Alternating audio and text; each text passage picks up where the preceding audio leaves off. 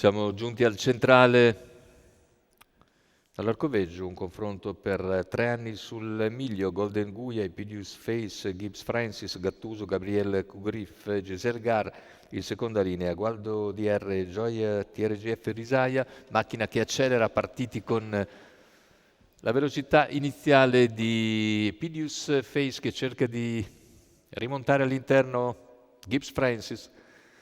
Lungo la corda c'è Golden Guia, insiste però Gibbs Francis e ottiene strada dopo i primi 200 metri, coperti in 14,9. All'esterno c'è subito Gattuso.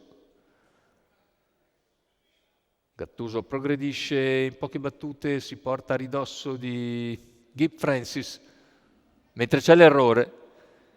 L'errore di Epidius Face dopo 400 metri di gara, intanto 29,7 per il quarto iniziale, in vantaggio Gibbs Francis nei confronti di Gattuso.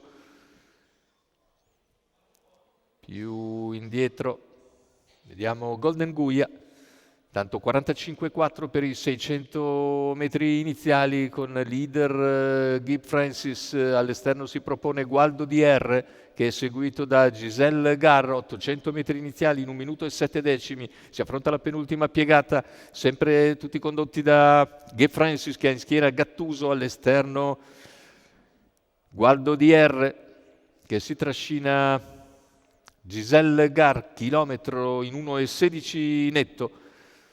Cavalli a poco più di 500 dalla conclusione, sempre condotti da Gibbs Francis. Gualdo DR prova a prendere sotto tiro con maggior decisione quando siamo ormai all'altezza dei 400 metri finali. Un parziale in 15,1, i due sono pressoché appaiati con in schiena Gattuso e Giselle Gara. Ancora Golden Guia senza spazio, mentre Gabriel Kugriff cerca di venire in terza ruota, retta d'arrivo con Gibbs Francis che cerca di sfuggire agli avversari. Lo scatto interno di Gattuso, si mantiene in vantaggio Gibbs Francis. Gattuso guadagna terreno però nel finale. Gattuso sul palo emerge, batte Gibbs Francis che controlla Golden Guia. 1,16 il ragguaglio conclusivo, 39 a chiudere. Passa Gattuso nelle fasi finali in open stretch e vince con Lorenzo Baldi che dopo essersi fatto spazio alla corda sull'errore di Epidius Face riesce a filtrare in open stretch. Rivediamo le battute conclusive, mentre finisce fortissimo Golden Guia che appariglia quasi Gibbs Francis che dovrebbe essersi salvato per il secondo posto. Comunque da vedere sicuramente in fotografia, da rivedere.